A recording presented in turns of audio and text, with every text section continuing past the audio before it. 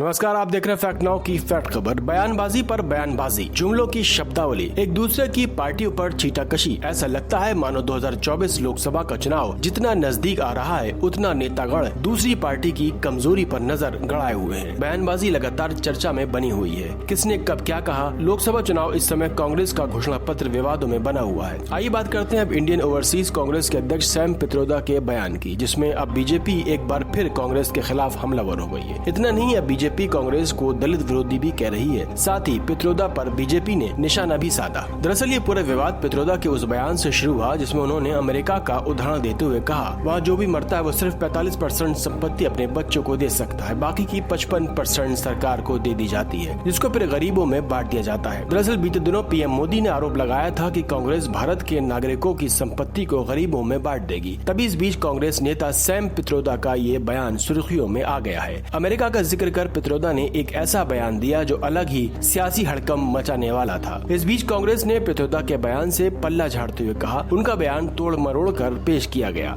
अब बीजेपी ने इस बयान को ही बड़ा मुद्दा बना लिया। पार्टी की तरफ से अमित मालवीय ने कहा कि कांग्रेस ने भारत को बर्बाद करने की ठान ली है। अब सैम पित्रोदा 50% विरासत टैक्स की वकालत कर रहे हैं। इसका मतलब कि जो भी आप अपनी मेहनत से कमा रहे हैं उसका 50% हिस्सा आपके लिए ले लिया जाएगा। ये उस टैक्स से अलग होगा जो आप वक्त पर देते हैं। उधर पित्रोदा ने कहा कि कांग्रेस अगर केंद्र में आती है तो पार्टी एक नीति बनाएगी जिसके माध्यम से धन वितरण बेहतर होगा। हमारे पास यानी भारत में न्यूनतम वेतन नहीं है। यदि हम देश में न्यूनतम वेतन के साथ आते हैं और कहते हैं कि आपको गरीबों को इतना पैसा देना होगा तो ये धन का वितरण है। आज अमीर लोग अपने चपरासियों, नौकरों और घरेलू नौकरों को पर्याप्त वेतन नहीं देते, लेकिन वो उस पैसे को दुबई और लंदन में छुट्टियों पर खर्च करते हैं। वहीं पार्टियों की बयानबाजी कम होती नहीं दिख रही है। लोकसभा चुनाव मानो बयानबाजी का चुनाव बनता जा रहा है। कौन कितना शेर या सवा शेर है, इसी में जैसे होड़ सी लगी हुई है। देखते रहिए फैक्ट नाउ की फैक्ट खबर।